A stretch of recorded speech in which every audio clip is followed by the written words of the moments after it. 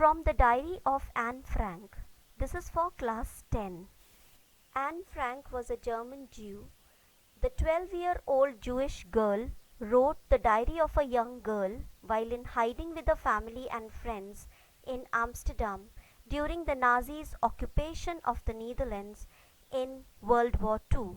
After 2 years in hiding, the group was betrayed and transported to a concentration camp in Bergen, where Anne and her elder sister Margot died of typhus in 1945. Her father, Otto, the only survivor of the group, found her diary and got it published in English under the name The Diary of a Young Girl.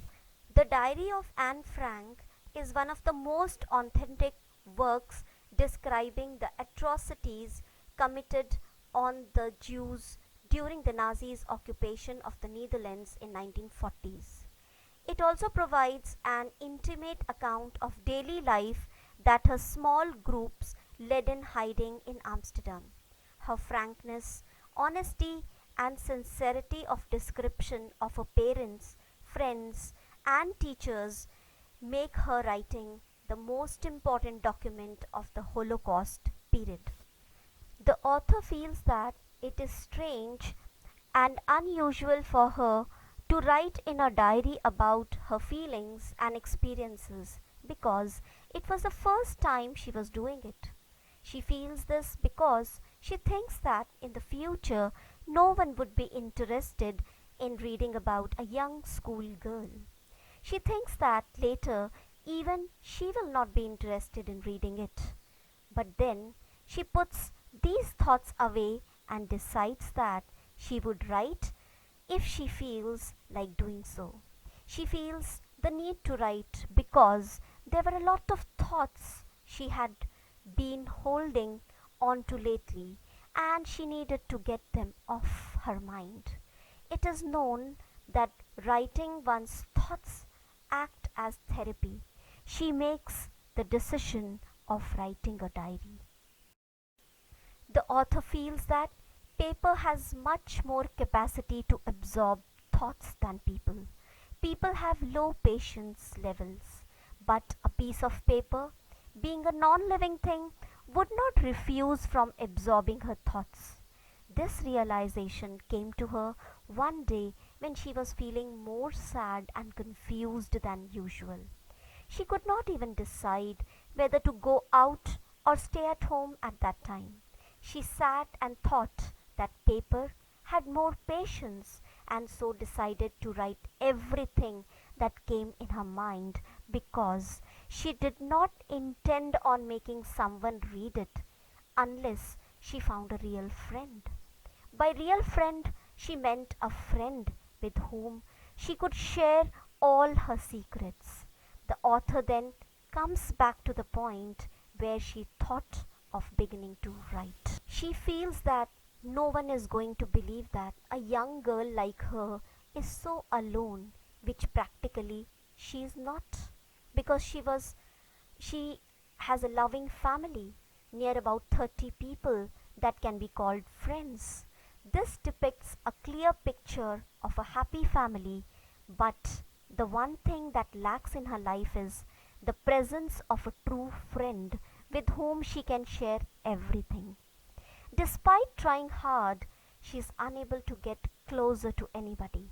She feels that maybe it is her who is not able to trust anyone with her private stuff, that she is not able to come any close to her friends. She feels that the current situation cannot be changed and thus she needs to write her feelings in the diary. Usually, when someone is writing in a diary, one lists down all the facts in a formal manner which the author does not want to do. This is because she wanted to give her need for a friend a shape and thus decides to name the diary as Kitty, hoping that someone would read her diary one day. She thinks that writing without giving details about the background story would be ineffective. So, despite not wanting to do so, she gives brief details about her life. She refers to her father as the most lovable father one could get. Her father married her mother at the age of 36 and her mother was 25. She and her sister Margaret were both born in Frankfurt. As soon as Anne turned 4, her father moved to Holland, followed by her mother in September, while both the sisters stayed with their grandmother in Aachen. Margaret was also sent to Holland in December, followed by Anne in February, who was brought as a birthday present for Margaret. In Holland, Anne was sent to Montessori Nursery School. She had Mrs. Cupress, the headmistress, as a teacher in sixth form, who even cried at the time of farewell. In 1941, the author's birthday could not be celebrated well because her grandmother fell ill and underwent an operation. Unfortunately, her grandmother left them in January 1942. Anne misses her grandmother. This year's birthday was to be celebrated with great zeal so as to compensate for last year's. She then mentions that her family is doing well, which sums up her background and brings her to the present date of June 20, 1942, when she writes her diary. On June 20, 1942, Anne begins writing in her diary, addressing it as a friend Kitty. She mentions how her entire class is nervous about their results, which is unpredictable and will be decided by a meeting of teachers in which they will select students to be moved to next class or kept back. Many students were making bets. Some had put in their entire summer savings at stake. She and her friend also made fun of the nervous boys. The author says that she's not bothered about her friends because she's sure that they will pass. The only subject that she's unsure about is mathematics. All they could do was wait for the results and not lose their hope. She tells how she has a great relationship with all her teachers except the maths professor.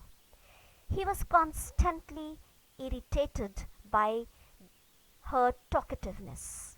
Despite several warnings, Anne did not stop talking in his classes, which prompted him to give her extra homework as punishment. The first one was to write an essay on chatterbox, which she thought was a weird topic to write on. For the moment, she wrote the topic in her notebook, kept it in her bag, and focused on staying quiet. The professor found Anne's arguments to be amusing when she did not stop talking in the next lesson also. He gave her yet another assignment as punishment. The topic was an incongruable chatterbox. Incongruable refers to a bad habit that is difficult to change. He gave her this topic because he was annoyed of her unstoppable chattering during his lessons. On receiving this assignment, the professor did not say anything to her for a while, but when he lost his patience, he handed her yet another assignment as punishment on the topic. Quack, quack, quack, said Mistress Chatterbox. The author came across the note she made as reminder for the essay after she had finished the rest of her homework.